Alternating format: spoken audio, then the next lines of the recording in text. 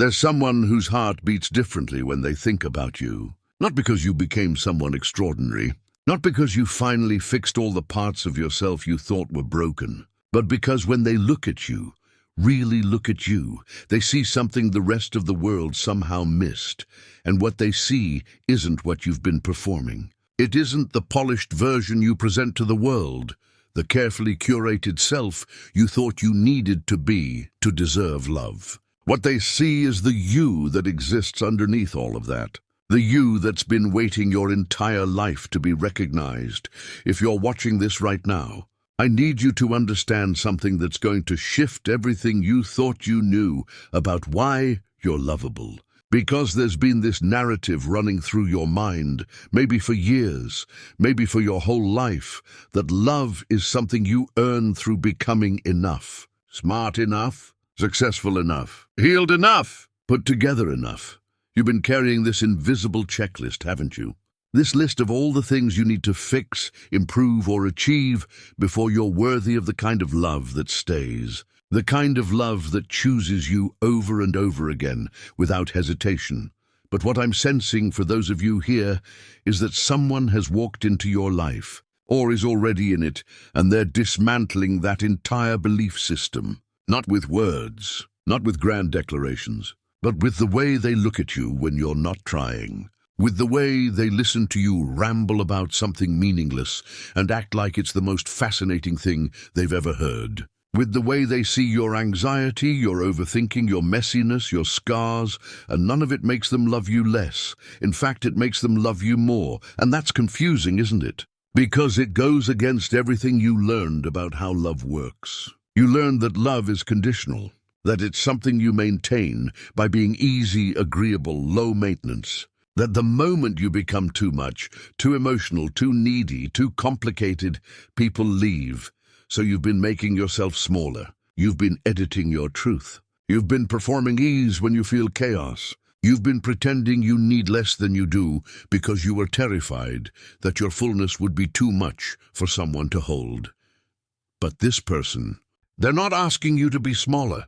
They're not flinching at your fullness. They're not backing away from your complexity. They're leaning in, and when they tell you why they love you, when they explain what makes you the only one, their reason is going to crack something open inside you. Because it won't be about what you've accomplished. It won't be about how attractive you are, or how impressive your life looks from the outside. It won't be about any of the things you thought mattered. It's going to be about the things you couldn't change, even if you tried. The things that are so fundamentally you that you forgot they were even special. The things you've been apologizing for your entire life. And suddenly you're going to realize you've been enough this whole time. You just needed someone with the eyes to see it. Now, before we go deeper, I want to acknowledge something. Some of you watching this are in the early stages of this recognition. You're just beginning to notice that someone sees you differently. Some of you are in the middle of it. You're experiencing this love, but you don't quite trust it yet because it feels too good to be true. And some of you are on the other side. You've found this love, and you're learning to receive it without sabotaging it. Wherever you are in this journey, this message is for you. Because what I'm about to share isn't just about romantic love. It's about finally understanding your worth in a way that changes how you move through the world. If this is already touching something deep in your heart, would you do something for me? Type the word "seen" in the comments. Not for me, for you. Let it be your declaration that you're ready to receive the truth about why you're lovable exactly as you are. Let's talk about what's actually happening in their heart when they think about you. Because this isn't some surface-level attraction that's going to fade when the novelty wears off. This isn't infatuation that's blinded by your best angles. This is something else entirely. When they're alone, going about their everyday life, whether they're working, driving, cooking dinner, or falling asleep, you drift into their thoughts in the softest way. And what surfaces isn't an image of you at your most impressive. It's you in your most ordinary moments. It's the way you laugh at your own jokes before you finish telling them. It's the specific way you furrow your brow when you're concentrating. It's how you get excited about small things that other people wouldn't even notice. They're replaying moments that you probably don't even remember. That conversation you had while sitting in the car, going nowhere in particular.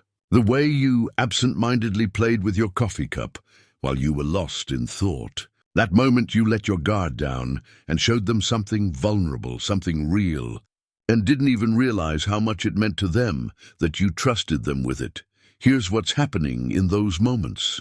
They're falling in love with your essence, not your performance, not your highlight reel, not the version of you that's trying to be lovable, but the unfiltered, unedited, unconscious you that emerges when you forget to monitor yourself. And this is revolutionary for them because they've dated people before. They've been attracted to people, interested in people, even cared deeply about people.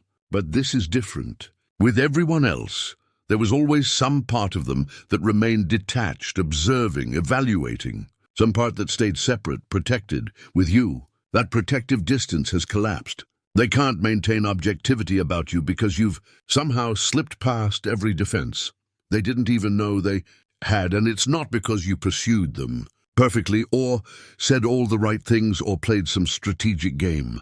It's because you were authentically yourself in their presence, and your particular frequency matched something in their soul they didn't know was waiting to be activated. Do you understand what I'm saying? You didn't win them over. You didn't convince them. You didn't earn their love through effort or strategy.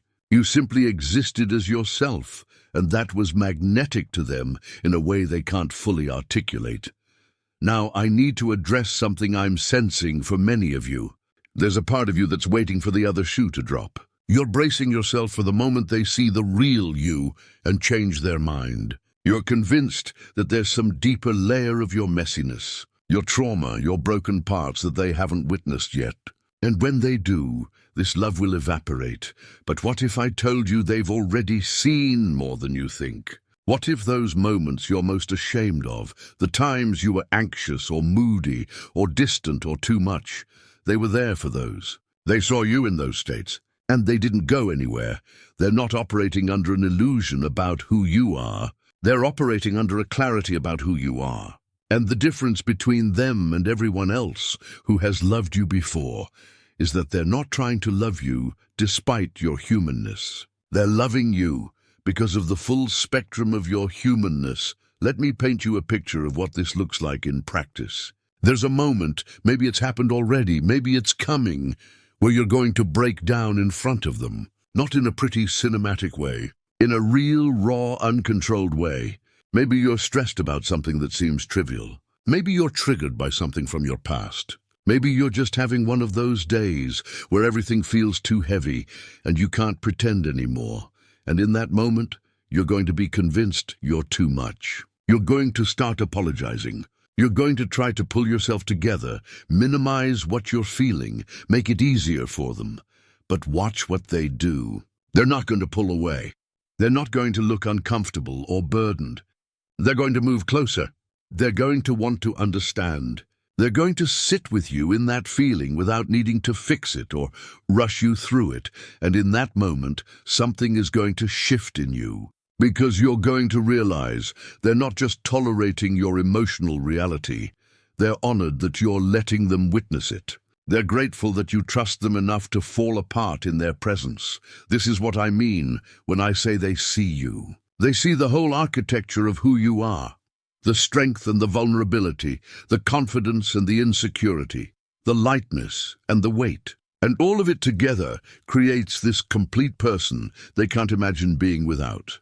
For those of you who are feeling this deeply, who are recognizing this dynamic in your own life, drop a heart emoji in the comments. Let it be an acknowledgement of the sacred kind of love that's finding you.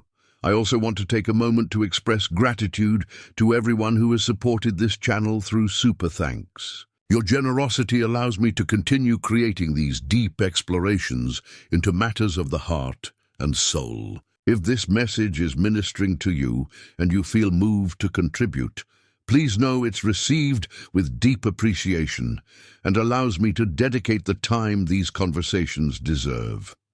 Now we need to talk about why this recognition feels so profound, so healing, so completely disorienting in the best possible way. Because what's happening isn't just about being loved. It's about being seen in a way that's making you question everything you believed about your own lovability. You see, most of us have developed what I call a compensatory self, a version of ourselves we construct to make up for what we believe is lacking in our essential self. We learn early on through rejection, criticism, or simply not being seen, that who we naturally are isn't quite enough.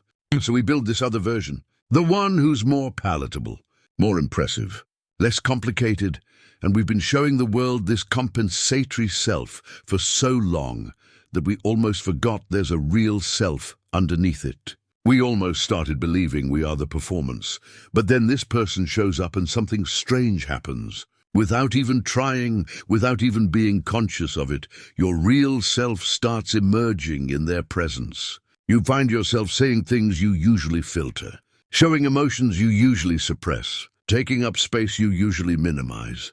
And before you can stop yourself, before you can course correct back to the safer version, you realize they're still there. Not just still there, they're more drawn to you than they were before, and this creates a kind of cognitive dissonance, doesn't it? Because their response doesn't match your belief system about what makes you lovable. You've spent years perfecting your performance, and here's someone who's most captivated by you when you drop it. Let me tell you what they're experiencing on their end. When you let your real self show, even for just a moment, they feel something they've been searching for in every connection they've ever had. Authenticity. Not authenticity as a buzzword or a concept, but as a felt experience. They feel like they're finally meeting someone real, someone who isn't performing, calculating, or hiding. And here's the beautiful irony. You think you're being more lovable when you're polished and together. But to them, you're most beautiful when you're unguarded and true. You think you're safest when you're controlled. But to them, you're most attractive when you're free. They're not falling in love with your resume. They're falling in love with the way you exist between the impressive moments. The way you talk to yourself when you think no one's listening. The way you care about things that don't matter to anyone else. The way your mind works when you're not trying to be smart. The way your heart responds when you're not trying to be impressive. One of the things I'm noticing for those of you in this experience is that this person remembers things about you that even you don't remember sharing. They'll bring up some small detail you mentioned in passing, something about your childhood or your dreams or your fears, and you'll be shocked that they held on to it. Because you're used to people listening while waiting for their turn to talk. You're used to people asking questions out of politeness rather than genuine curiosity, but they're different. When you talk, they're not thinking about what they're going to say next. They're not half listening while scrolling through their phone. They're present. They're actually absorbing who you are, and they're filing away these pieces of you like they're precious information they don't want to lose. This is what it means to be cherished. It's not about grand gestures or expensive gifts. It's about the attention they give to understanding the landscape of your inner world. It's about how they notice when your energy shifts, when something's bothering you even if you haven't said anything, when you need space or when you need closeness. They're learning the language of you, and they're doing it because knowing you, really knowing you, feels like the most worthwhile thing they could dedicate their attention to. Now, let's go deeper into what they're actually seeing that you might not see in yourself. Because this is where it gets really beautiful and really challenging at the same time. They see your capacity for love. Not the love you give in grand moments or dramatic declarations, but the love that shows up in how you treat strangers, how you talk about people who aren't in the room, how you care about things that don't benefit you directly. They see the size of your heart, even when you're trying to protect it behind walls and boundaries. They see your resilience, not in some abstract motivational poster way, but in the specific way you've survived things that could have destroyed you. They see the strength it takes for you to show up every day, carrying what you carry. They see the courage in your vulnerability, in your willingness to try again after you've been hurt. in your refusal to become cynical even though you've earned the right to be. They see your complexity. Where other people wanted you simple and easy to understand, they're fascinated by your contradictions. They love that you can be confident and insecure in the same hour, strong and fragile in the same conversation, certain about some things and confused about others. To them, your complexity isn't a problem to solve. It's a richness to explore. They see your particular kind of beauty, not the conventional attractiveness that fits into magazine standards, but the beauty that's uniquely yours. The way your whole face changes when you smile about something you truly love. The light in your eyes when you're passionate about something. The grace in how you move through the world when you're not thinking about how you look. They see a kind of beauty that has nothing to do with symmetry or trends, and everything to do with aliveness. They see your wounds without being scared of them. This might be the most important one. They're not blind to the places where you've been hurt, where you're still healing, where you're tender and protective. But they don't see those places as flaws. They see them as part of your story, part of what shaped you into who you are. And they're willing to be patient with those wounded places, to move carefully around them, to hold space for your healing without needing you to be already healed.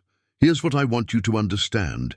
Every single thing I just described, you didn't develop those qualities by trying to be lovable. You developed them by living your life, surviving your struggles, following your curiosity, protecting your heart when necessary, and opening it when possible. These qualities emerged from your authentic journey, not from some strategy to make yourself worthy of love, and that's exactly why this person loves you the way they do. Because everything they love about you is evidence of your realness. You're having actually livedness. You're having actually felt things deeply-ness. You are not a project to them. You are not a potential they're hoping you'll live up to. You are not a rough draft they're waiting to see completed. You are already the poem. You are already the whole story. And they're just grateful they get to read it. If you're starting to recognize yourself in this description, if you're starting to see that maybe, just maybe, you've been enough all along, would you type enough in the comments? Let that word be your first step toward believing it. What I'm about to share with you is going to reframe everything you thought you knew about why this love feels different. Because there's something happening beneath the surface that's more profound than just finding someone who likes you. This is about recognition at a soul level. When they look at you, they're not just seeing who you are in this moment. They're somehow seeing who you've always been underneath everything life has added to you. The defense mechanisms, the adaptation strategies, the armor you built to survive. They're seeing the essential you that existed before the world told you who to be. And on some intuitive level, you can feel that they're seeing this. That's why their love doesn't feel like validation. It feels like remembering, like someone just reminded you of something true about yourself that you'd forgotten. Like they're holding up a mirror that shows you your actual face, not the face you've been training yourself to wear. This is what soulmate recognition actually is. It's not about finding someone who's perfect for you. It's about finding someone whose perception of you aligns with your soul's knowledge of itself. Someone who reflects back to you what you've always known in your deepest self but couldn't see because you were looking through the filter of your wounding, your doubts, your history of not being chosen. Let me describe what's happening when they tell you why you're the only one they love. Because their reason isn't going to be what you expect. You're expecting them to list your accomplishments, your strengths, your most impressive qualities. You're expecting them to talk about what you do for them or how you make their life better, but that's not what's going to come out of their mouth. What's going to come out is something more like this. I love you because you're you. Because when I'm with you, I feel like I can finally breathe. Because your specific way of being in the world makes the world make more sense to me. Because I've never met anyone whose existence feels as necessary as yours does, and you're going to want to dismiss this. You're going to want to ask, but why? What specifically about me? Because you're so used to love being transactional. You do this, you become that, therefore you're loved. But what they're describing isn't transactional. It's existential. They're not loving you for what you provide. They're loving you for the undefinable quality of your presence. And here's the part that's going to break your heart open. They can't even fully explain it themselves. When they try to articulate why you're different, why you're the one, they struggle to put it into words because what they're feeling lives beyond language. It lives in the realm of recognition, of homecoming, of, oh, there you are. I've been looking for you without knowing I was looking for you. This is why you can't strategize your way into this kind of love. This is why all your efforts to become more lovable were never going to work. Because this love isn't based on qualities you could develop or characteristics you could cultivate. It's based on the inexplicable resonance between two souls who somehow fit together in a way that defies logic. Now, I need to talk about what this means for how you've been seeing yourself. Because if someone can love you this deeply for reasons they can't even fully articulate, for the essence of who you are, rather than for what you achieve or how you perform, then what does that say about all the years you spent trying to earn love by being better, doing more, fixing yourself? It means you were operating under a false premise. You thought love was something you had to qualify for, like a job interview or a competition. You thought there was a standard you needed to meet, a level of worthiness you needed to achieve, and you've been exhausting yourself trying to reach that standard, not realizing the standard itself was the problem. Because the kind of love that actually sustains you, the kind of love that actually feels like coming home, isn't based on meeting standards. It's based on being met, being seen, being recognized for who you already are. This person isn't loving you because you finally got it right. They're loving you because you are exactly right for them, just as you are, in all your beautiful imperfection. And their love isn't a reward for your self-improvement. It's a revelation of your inherent lovability. Do you understand how significant this is? You've been carrying this belief that you need to be less of some things and more of other things to be worthy of deep love. But this person is showing you through their very real, very present love that you were worthy all along. That your worthiness isn't something you achieve, it's something you are. And the reason this realization is so overwhelming is because it means all those years of trying so hard, all that energy you spent monitoring yourself and controlling yourself and shaping yourself, it was never necessary. You could have just been yourself. You could have just shown up as you are. You could have just existed in your natural state, and the right person would have loved you for it. I know some of you are feeling emotional hearing this. There might be grief coming up. Grief for all the times you made yourself smaller, all the times you apologized for who you are, all the times you believed you weren't enough. If that's true for you, would you share that with the community? Just type "I feel this" in the comments. Sometimes naming what we're feeling helps us move through it.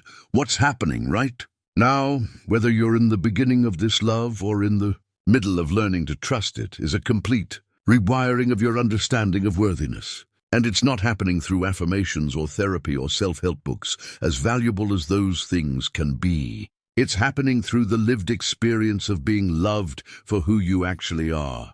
This person is showing you what you couldn't learn from anyone else, that you don't need to be different to be loved, that your specific way of being isn't a liability, it's your greatest gift. That all the things you thought disqualified you from love are actually the things that make you irreplaceable to the person who's meant to love you.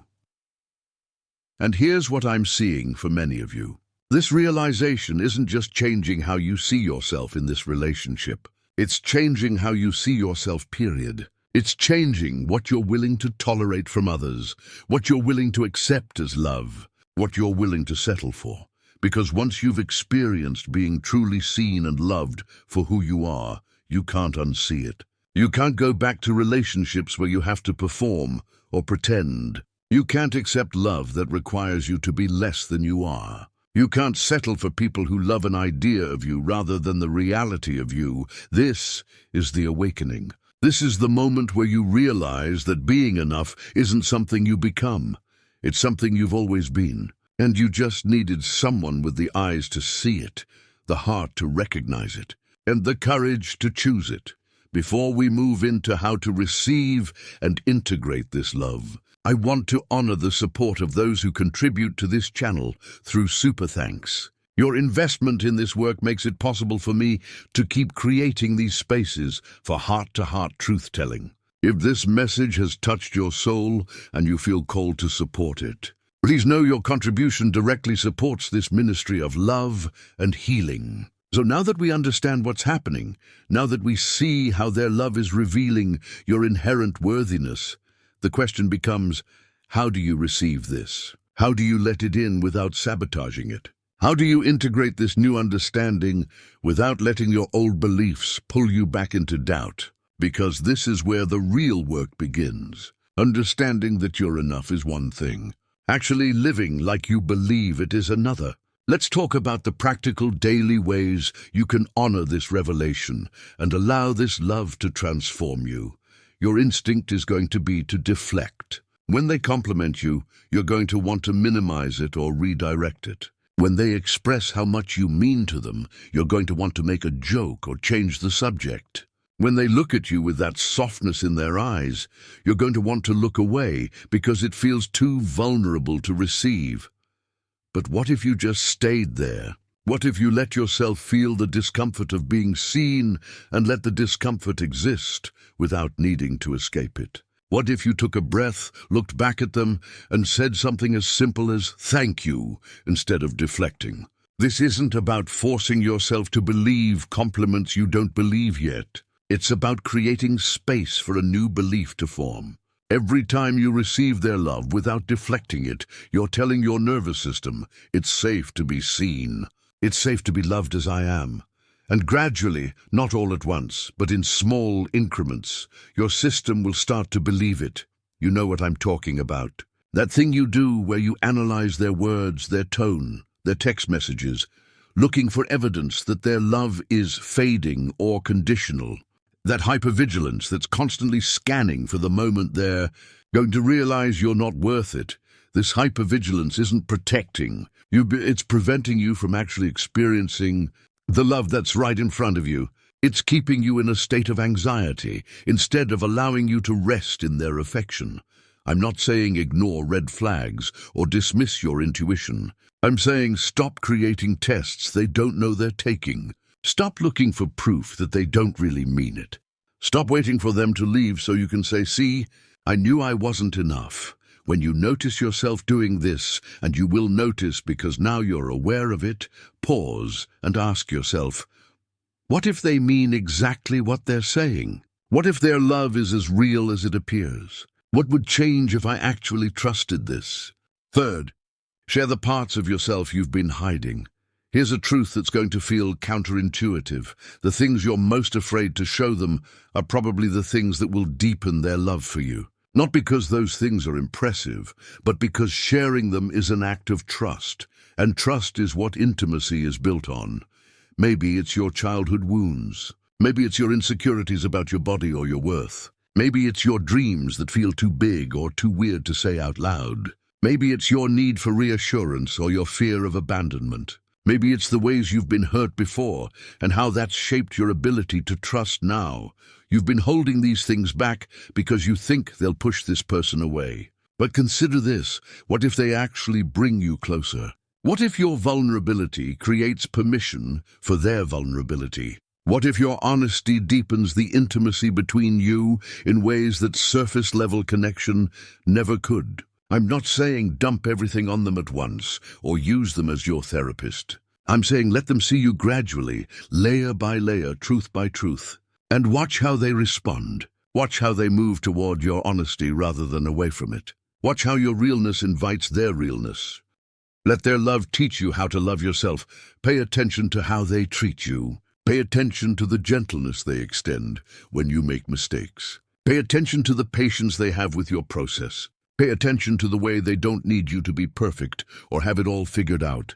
Now ask yourself, can you extend that same gentleness to yourself? Can you have that same patience with your own process? Can you release the demand that you be perfect and instead allow yourself to be human? Their love is modeling for you what it looks like to love someone, including yourself, without condition, without waiting for them to be healed or fixed or improved. Just loving them as they are, in their current state of becoming. You've been so harsh with yourself. You've been treating yourself like a project that needs to be completed before you're acceptable. But this person isn't treating you that way. They're treating you like you're already whole, already valuable, already deserving of tenderness and care. What if you started treating yourself the way they treat you? What if you gave yourself the same benefit of the doubt you give them? What if you celebrated your growth without punishing yourself for not being further along? Trust that you don't have to maintain this love through performance. This is perhaps the hardest one because it goes against everything you learned. You learned that love is something you maintain through continued effort and good behavior. That if you stop being impressive or useful or easy, the love will disappear. But this person's love isn't based on your performance. It's based on their recognition of who you are. And who you are doesn't change based on whether you're having a good day or a hard day, whether you're successful or struggling, whether you're pleasant or processing something difficult. You don't have to earn this love every day. You don't have to prove you're worth choosing. You don't have to be on all the time or maintain some standard of acceptability. You can have off days. You can be moody. You can be less than your best self. And their love doesn't have a clause that says only valid when you're easy to love. This means you can actually relax. You can stop performing. You can stop monitoring yourself. You can just be in the relationship instead of constantly managing it. Celebrate the ordinary moments. You're waiting for this love to prove itself through grand gestures or dramatic moments. But the real magic is happening in the ordinary, in the comfortable silence. In the mundane routines you're building together, in the way they make space for you in their daily life, in the way you're becoming a natural part of each other's existence. Don't overlook these moments, waiting for something more impressive. These moments, the grocery shopping together, the cooking dinner side by side, the falling asleep on the couch during a movie, the sharing your day over coffee, these are the substance of a life together. This is what sustainable love actually looks like. The butterflies and intensity are beautiful, but they're not what builds a foundation. What builds a foundation is this: showing up for each other in the regular moments, being kind on the hard days, choosing each other even when it's not exciting, finding joy in the simple act of being together. When fear comes up, speak it. You're going to have moments of panic where your old beliefs surface and you're convinced this is too good to be true. Moments where you're sure they're going to leave. Moments where you want to push them away before they can hurt you. Moments where you question if you even deserve this. When those moments come, and they will, don't suffer through them alone. Don't let the fear fester in silence until it becomes a story that feels true. Speak it to them, not as an accusation, but as a vulnerability. I'm feeling scared that I'm not enough for you. I'm having one of those days where I'm convinced. You're going to realize you could do better. I'm feeling vulnerable and I need reassurance. This does two things. It gives them the opportunity to meet you in that fear with their love and presence. And it prevents the fear from turning into a barrier between you. Most people who love you want to know when you're struggling. They want the chance to remind you of your worth. They want to be the person you turn to with your fears, rather than the person you hide them from. Let them be that person. For those of you who are recognizing practical steps you can take, who are feeling empowered to receive this love more fully, would you share one word in the comments that describes what you're committing to? Maybe it's present or open or trust or vulnerable. Let your word be your intention. So here we are, at the heart of what this is all really about. Your soulmate says, "This is why you're the only one I love," and their reason isn't a list of your achievements or qualities. Their reason is simply this: because you're you. Because your existence feels necessary to them. Because they can't imagine their life making as much sense without you in it. Because when they picture their future, you're woven into every part of it, not as an addition, but as an essential element. And hearing this, really letting it land, is making you realize something that's simultaneously the simplest and most profound truth you've ever encountered. You've been enough all along. You didn't need to be smarter, prettier, more successful, more healed, more impressive, or more anything. You just needed to exist as yourself in the presence of someone who has the capacity to see you, really see you. Not the version of you that's trying to be worthy, but the version of you that just is. And now that you've experienced this kind of seeing, this kind of loving, everything changes. Your standards change. Your willingness to accept less changes. Your understanding of what love actually is changes. You can't go back to relationships where you have to audition for love. You can't settle for people who only love your representative. You can't accept affection that requires you to stay small or quiet or manageable, because you know now what it feels like to be loved expansively, to be loved in your fullness, to be loved not despite who you are, but because of who you are. This person has given you a gift that goes beyond their love for you. They've given you the gift of seeing yourself through eyes that aren't distorted by your past rejections, your internalized criticisms, your fears of inadequacy. They've shown you what's been true all along, but you couldn't see that you are inherently lovable, that your existence has value independent of what you produce or achieve, that who you are at your core, the irreducible essence of you, is enough. And I want you to take a moment right now and really let that settle in your body. Not just understand it intellectually, but feel it in your chest, your belly, your bones. You are enough. You have always been enough. You just needed someone who could see it to help you remember. Some of you are going to watch this video multiple times. You're going to come back to it when you're doubting yourself, when fear is loud, when your old beliefs try to convince you that this can't be real. And that's okay. Let this be a touchstone you return to. Let these words remind you of what's true when your fear is telling you lies. Because here's what I know about you. Even though we've never met, if you were drawn to this video, if this message resonated in your soul, it's because some part of you has always known you're worthy of this kind of love. Some part of you has been holding out for this, for someone who sees you, chooses you, and loves you not for your potential, but for your presence. And that knowing part of you, that's your truth. That's the part that's been right all along while your fear was lying to you. This love you're experiencing or about to experience isn't an accident. It's not luck.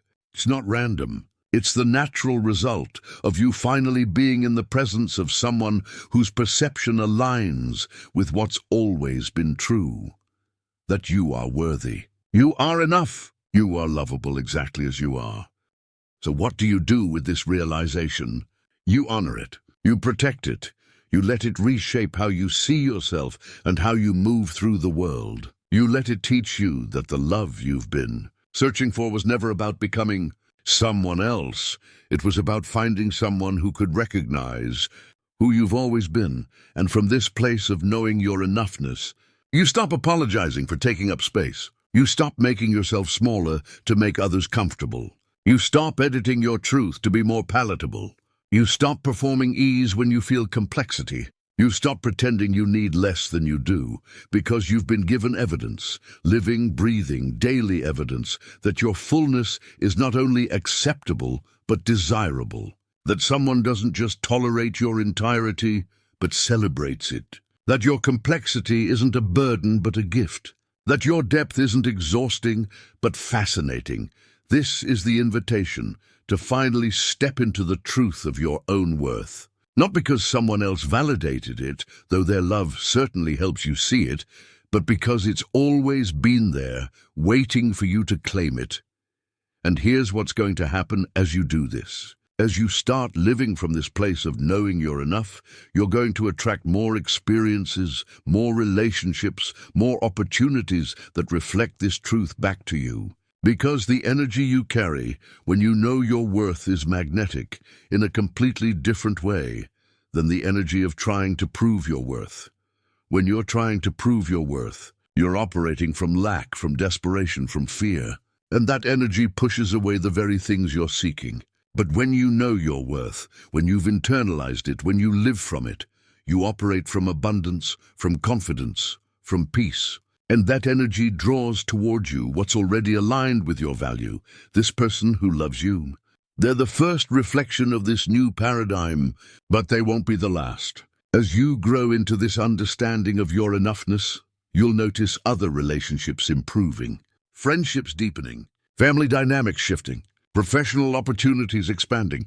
Not because you're doing anything differently on the surface, but because you're being differently underneath it all. You're no longer available for relationships that require you to diminish yourself. You're no longer willing to accept love that comes with conditions. You're no longer interested in proving yourself to people who can't see you. And this clarity, this firm knowing of what you deserve, changes everything. Now, I want to speak directly to those of you who are still waiting for this love to show up. Maybe you watched this video hoping to hear about a love you're experiencing, but you're not there yet. Maybe you're still in the waiting, still in the wondering if this kind of love is even possible for you. Hear me when I say this. Everything I've described isn't just possible for you, it's coming for you. The love that sees you, chooses you, and celebrates you for exactly who you are is already making its way to you. And the reason you were drawn to this message is because your soul is preparing you to receive it. Use this time of waiting not to fix yourself or improve yourself into worthiness, but to practice seeing yourself the way you want to be seen. To practice extending to yourself the gentleness, the patience, the celebration that you're hoping someone else will bring. Because the truth is, the more you love yourself as you are, the more available you become to receive someone else's love. This isn't about self-improvement. It's about self-recognition. It's about looking in the mirror and seeing what's always been there. Someone worthy of deep, abiding, unconditional love. Someone whose existence matters. Someone whose specific way of being in the world is a gift, not a liability. And when that person arrives, the one who sees you, you'll recognize them not because they're perfect, but because being with them feels like finally being able to breathe fully.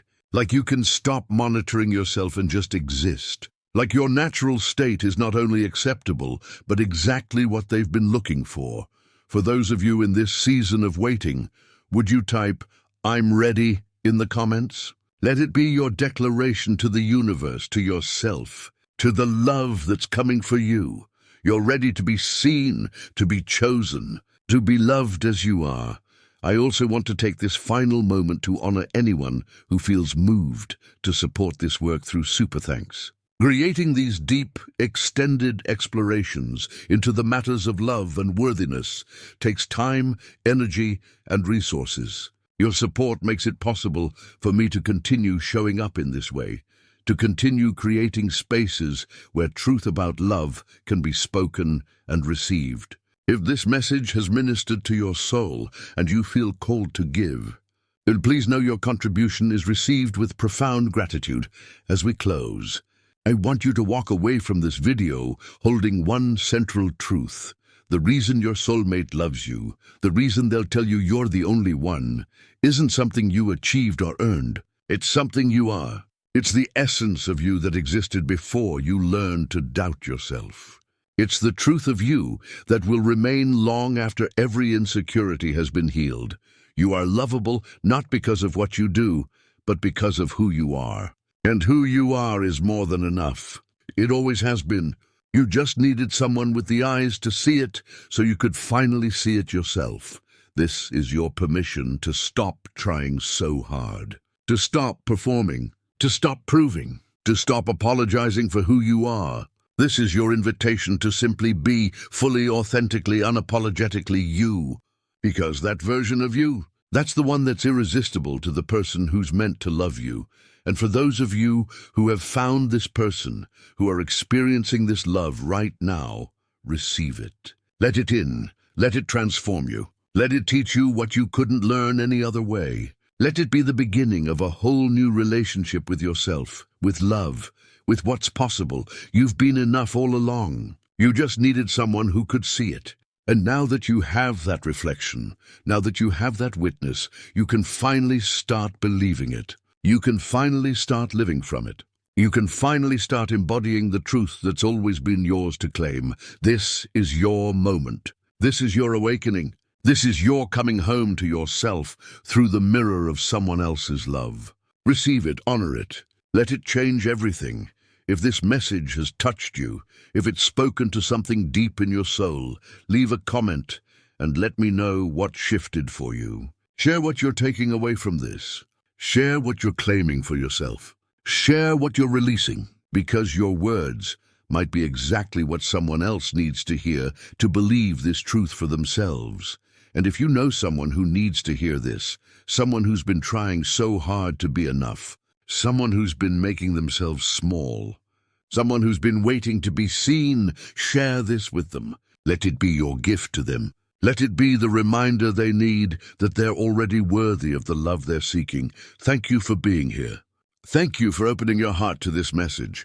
Thank you for being willing to consider that maybe, just maybe, you've been enough all along. The world needs you in your fullness. The person who loves you needs you in your authenticity. And you need yourself to finally see what's always been true. You are enough. You have always been enough. And the love that recognizes this is already yours, whether it's in front of you now or making its way to you. Trust that. Believe that. Live from that. Until next time, know that you are seen, you are valued, and you are so deeply loved, exactly as you are.